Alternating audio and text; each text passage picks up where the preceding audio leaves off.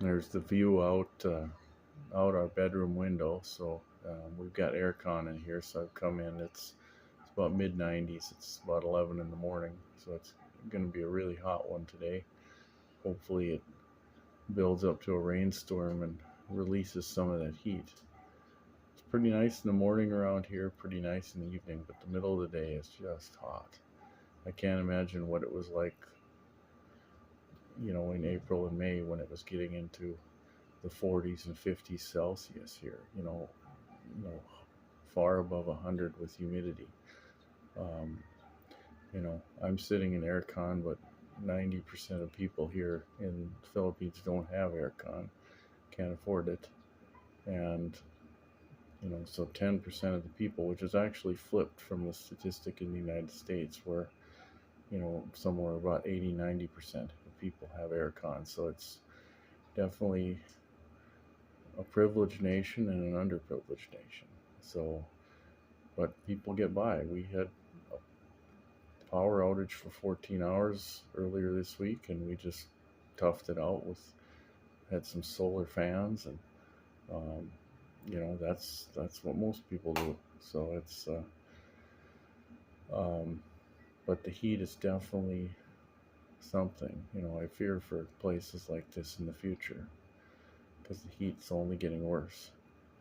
And anyway, there's a little dog, one of the neighbor's dogs down there, and it's a nice field, so there's a possibility of purchasing it in the future. It's be nice to do maybe some small scale agriculture out there, permaculture, things like that. So um, anyway, just coming in here to take a break to cool off a little bit and do a little vlog. And you can see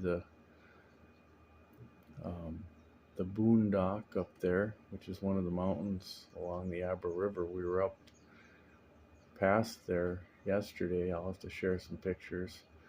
Um, the highest point in the northern Philippines where there's actually pine trees, and it cools down about 6 degrees going up there, which was nice. Um, from tropical to something a little bit cooler. Um, so anyway, looking at the neighbors, there's a lot. One thing I've noticed about the Philippines is there's a lot of new houses since we were here 6 years ago, which is a good sign. And I don't know if that's because people are becoming more prosperous here, or it's because people of overseas workers um, building houses here just like us. And it could be a mix of both. But I've also noticed there's more cars, more personal transport, more cars, more motorcycles, um, things like that, which is great for people, not so great for the planet. So you know the the car culture is wonderful until you look at the damage to the environment. So um, anyway, I've noticed a lot more cars, a lot more bikes, and there seems to be a lot of new stuff, which is kind of cool. So anyway, um, and across the way, I can see some solar. There's a lot of small scale solar here.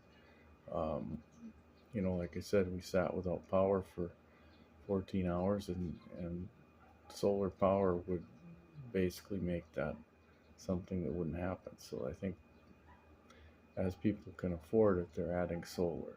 And small scale is basically affordable, large scale is unaffordable. So